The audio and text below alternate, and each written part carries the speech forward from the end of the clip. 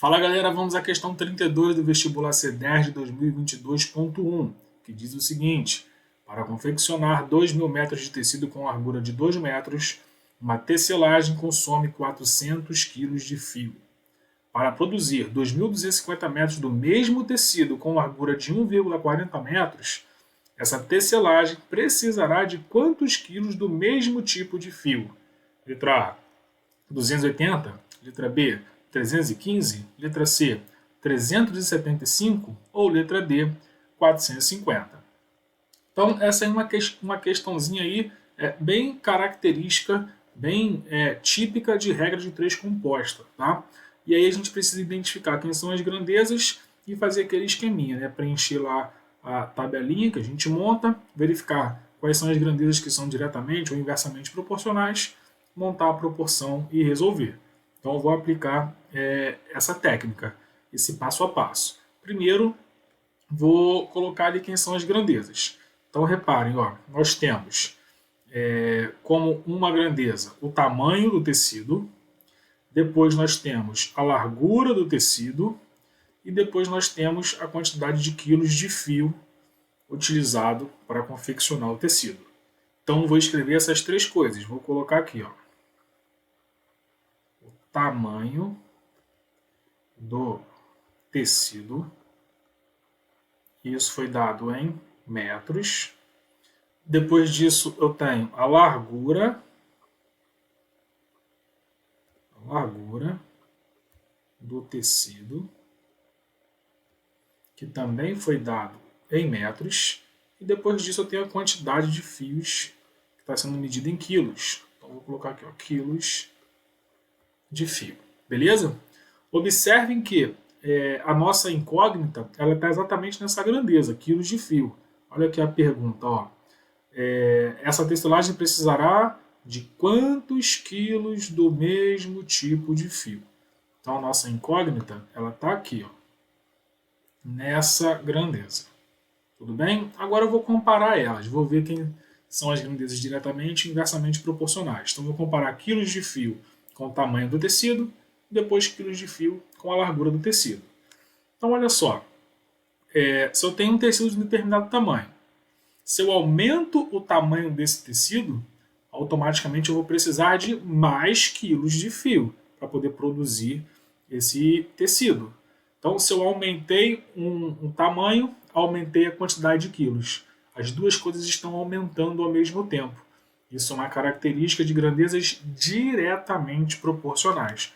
Tá? Então, eu vou representar isso da seguinte forma. Ó. Vou colocar uma seta para cima aqui. E aí, como elas são diretamente proporcionais, eu coloco uma seta para cima aqui também. Beleza? Agora eu vou comparar quilos de fio com a largura do tecido. Então é o seguinte, se eu tenho lá o tecido com uma largura, eu preciso de uma determinada quantidade de quilos. Se eu aumento a largura do tecido, eu também vou precisar aumentar a quantidade de quilos de fio para produzir esse novo tecido. Então eu aumentei a largura, então eu preciso também de mais quantidade de fio, mais quilos de fio. Se as duas aumentaram juntos, isso significa que nós temos grandezas diretamente proporcionais.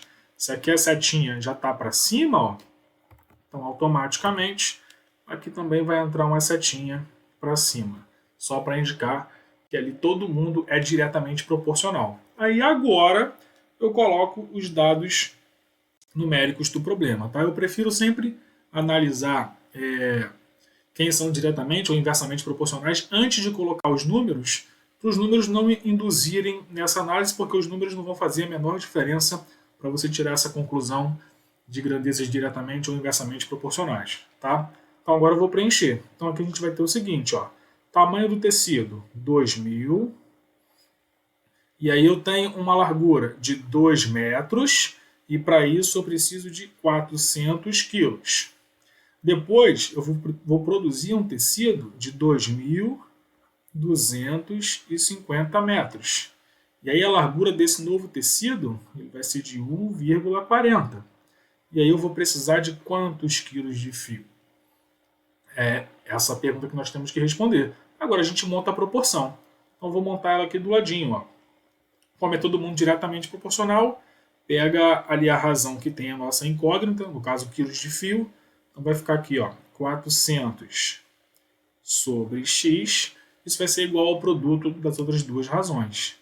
Igual a 2.000 sobre 2.250, que multiplica 2 sobre 1,40. Beleza? Agora eu vou simplificar um montão de gente ali. Lembrando que na igualdade eu posso simplificar tanto na vertical quanto na horizontal. Tá? Então eu vou começar a brincar ali com um montão de gente. Então eu vou cortar já de cara. Ó. Esse zero com esse zero aqui de baixo. Agora eu vou cortar esses dois zeros daqui com esses dois zeros daqui. Agora, reparem que desse lado direito aqui da igualdade, 2 vezes 2 dá 4. E eu tenho 4 do outro lado. Então eu vou poder cortar esse 2 que vai formar 4 com esse 4 que está aqui. Então aqui sobrou 1, aqui sobrou 1 e aqui sobrou 1. Tá? Agora eu vou ter que fazer aquela conta que está ali. 225 vezes 1,40. Tá? Lembrando que 1,40 é a mesma coisa que 1,4. Então vou fazer essa conta aqui em cima. 225 vezes 1,4.